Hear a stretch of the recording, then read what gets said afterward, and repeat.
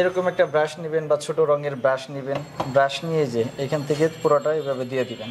নতুন ডাইসে একটু বেশি লাগবে, যখন ডাইসে তেল খেয়ে ফেলবে কয়েকদিন কাজ করার পর তখন কম লাগবে। একবারে 10-12 হতে পারে, 15-12 হইতে পারে। 15-12 পর আবার হালকা করে একটু দিয়ে দিবেন। আপনি কখন দিবেন? যখন দেখবেন ডাইসের মধ্যে একটু আটকে আটকে যাচ্ছে তখন আপনি আবার পরে তেল দিয়ে দিবেন। আবার যে পর্যন্ত না 15 বার আটকাবে। বলতে বুঝছি না। হ্যাঁ ভাই, 15 বার বলতে মানে 15 বার 10 বার মাল বানাবেন, তারপরে দেখা গেছে আবার একটু জ্যাম হইতে পারে, তখন আবার হালকা করে একটু তেল দিয়ে দিবেন।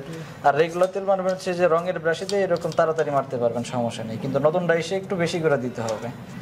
এই ডাইসে যখন তেল খেয়ে ফেলবে তখন আর প্রত্যেকবারই দিতে হবে না। একসাথে 10 বার বানাইলেন, তারপরে একবার একটু লাগতে পারে। এটা কিভাবে বুঝুন? যখন দেখবেন ডাইসে একটু আটকে যাচ্ছে, টাইট হচ্ছে, তখন এই তেলটা দিয়ে দিবেন। এভাবে দিয়ে দিলে হবে।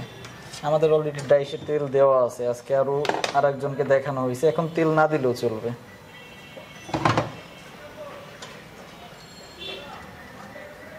সর্বপ্রথম আমাদের ডাইসে সুতা লাগাতে হবে। এই উপরে নিচে ঘুরিয়ে ঘুরিয়ে লাগাই দিবেন, এই যেভাবে। এই যে নিচে হাত দিবেন, হাত দিয়ে এইভাবে ধরবেন, ধরে এই যে এখান দিয়ে উঠাই দিবেন। 2 দিন কাজ করলে আপনার কাজ আশা করি আমার চেয়ে স্পিডে করতে পারবেন।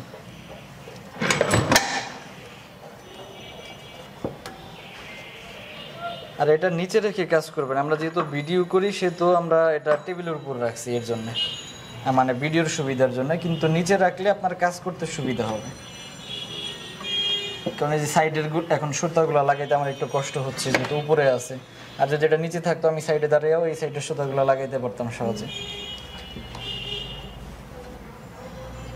এইভাবে ঘুরিয়ে ঘুরিয়ে সবগুলো সুতা লাগাই দিলাম।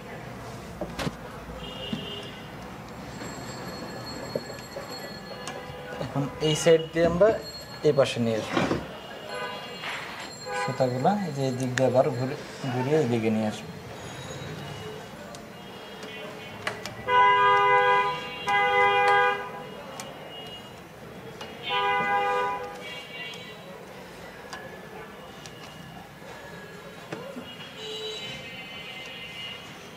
আবার এখানে বাজাই দিব। আমি উপর থেকে বাজানো শুরু করছি, সেজন্য নিচে এই সাইড থেকে উঠছে।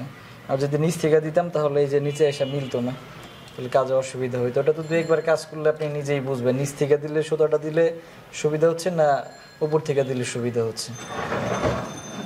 এখন আমরা ডাইসটা লক করে ফেলবো। এর মধ্যে আরও কিছু কেমিক্যাল মিক্সড করতে হবে। কেমিক্যালগুলো যেটা আপনাকে কিনে দেওয়া হয়েছে ওটা মিক্সড করলে ফিনিশিং ভালো পাবেন, ওটা মিক্সড না করলে ফিনিশিং ভালো পাবেন না। মোমের মধ্যে ফাটা ফাটা আসবে, গর্ত আসবে। অলরেডি দোকানে দেখবেন অনেক দোকানের মোম, অনেক কোম্পানির মোম ফিনিশিং থাকে না। দোকানের মোমের মধ্যে ফাটা ফাটা একটা ভাব থাকে। আমরা একটা টাইট দিয়ে দিলাম। এখন টাইট দিয়ে মোমের ভিতর, মোমের যে আমরা পাউডারগুলো লিকুইড করে রাখছিলাম এগুলো আমরা এখন ঢেলে দিব।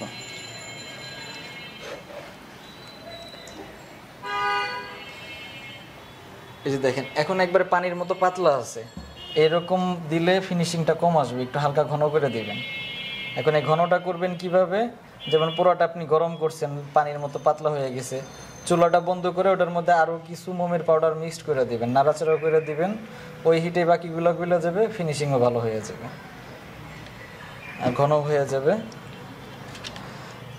তাহলে আর আপনার অপেক্ষা করতে হবে না। তারপরে কোনো কিছু না বুঝলে ফোন দিবেন, সমস্যা নেই।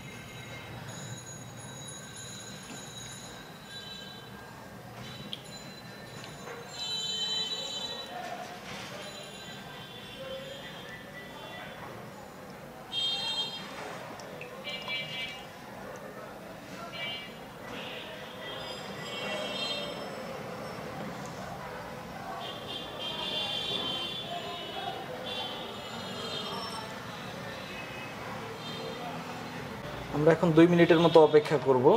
আর এটা একটু ঘন করে দিলে তখন 2 মিনিট অপেক্ষা করতে হবে না। আপনি একদিক দিয়ে ঢালছেন, সাথে সাথে দেখবেন শুকিয়ে যাচ্ছে। আপনি সুতা কেটে তখনই পরিষ্কার করে দিতে পারবেন। এখন আমার 2 মিনিটের মতো সময় লাগবে এটা ঠান্ডা হতে। এটা একটু ঠান্ডা হলে তারপর আমি এই সুতাগুলো কেটে দিব, কেটে তারপর এটা পরিষ্কার করে দিব।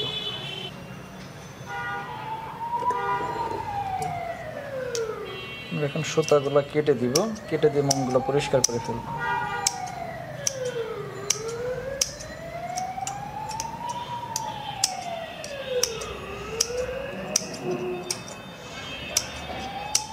মোম ঢালার পর আবার একটু নিচ দিকে গর্ত হয়ে গেছে, বেশিরভাগ মোমের এই যে গোড়া নিচ দিকে খালি থাকে, এখন যদি আপনি আবার বইরা দিতে চান পরে আবার একটু ঢেলে দিতে হবে। না এটা তো আবার দেখা যাচ্ছে ঢেলে দিতে হবে, কারণ সুতাটা বাইরে গেছে। না সুতা একটু বেরিয়ে থাকে, ওটা কোনো সমস্যা না। বলছি গোড়াটা নিচ দিকে গর্ত থাকে বেশিরভাগ মোমেরই দেখবেন। আর যদি আপনি গোড়া বইরা দিতে চান পরে আবার আর একটু করে দিয়ে দিতে হবে পরিষ্কার করে। বেশিরভাগই খালিই দেয়, ভইরা আর দেয় না।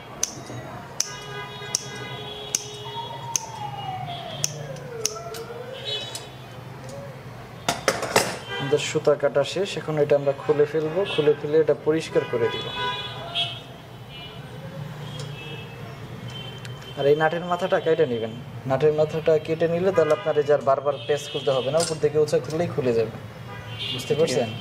এখন আমরা কেটে দিব না, কারণ এখানে দইটাই হচ্ছে ক্যারি করার জন্য, নেওয়ার জন্য।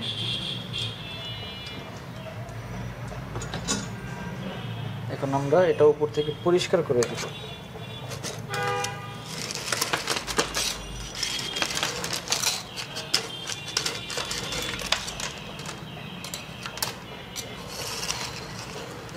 এটা একটু নরম থাকতে পরিষ্কার করতে হয়, কারণ শক্ত হওয়ার পর পরিষ্কার করতে গেলে তখন গোড়ায় চাপ পড়ে গোড়াগুলো ভেঙে যায়।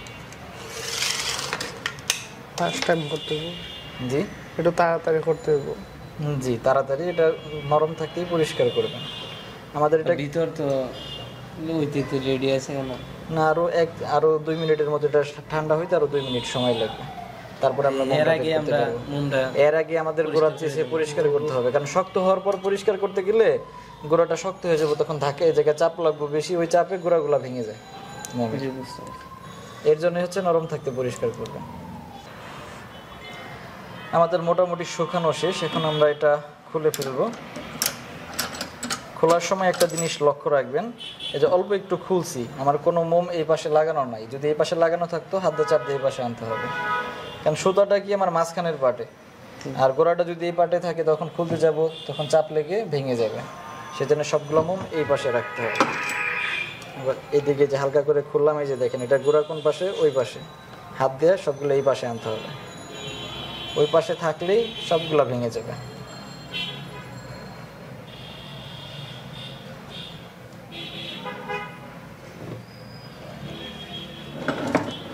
আমাদের মোটামুটি কমপ্লিট, এখন দেখি আমরা এটা খুলে ফেলবো।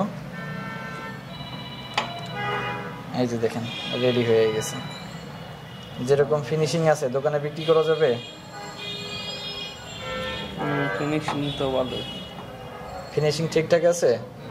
এটা কিন্তু আরো ফিনিশিং হবে, এটা ডাইসটা একটু হিট হইছে, এরপরে মারলে আরো ফিনিশিং হবে। তারপর অনেক মোমের গায়ে গর্ত গর্ত থাকে, ফাটা ফাটা থাকে, আমাদের মোমে এরকম আছে না, কারণ এটা কিন্তু ওই যে যারা বানায় এটা কিন্তু ডাইসের দোষ না, ডাইসের মধ্যে কিন্তু কোথাও কারো গর্ত থাকে না, এটা হচ্ছে না বানানোর জানার কারণে। আমরা যে কেমিক্যালটা আপনাকে কিনে দিছি ওটা মিক্সড করে দিবেন, তাহলে ফিনিশিংটা এরকম পাবেন। তো এরকম ফিনিশিং সহ মোমবাতি আপনারা তৈরি করতে পারবেন আমাদের ডাইস দিয়ে। কিভাবে ফিনিশিং করবেন সব কিছু এরকম প্র্যাকটিক্যাল আপনাদেরকে বোঝাই দিব। আমাদের কাছে আপনারা সকল সাইজের মোমবাতির ডাইসগুলো পাবেন। যারা মোমবাতি তৈরির ব্যবসা করতে চাচ্ছেন আমাদের সাথে যোগাযোগ করবেন। ধন্যবাদ সম্পূর্ণ ভিডিওটি দেখার জন্য।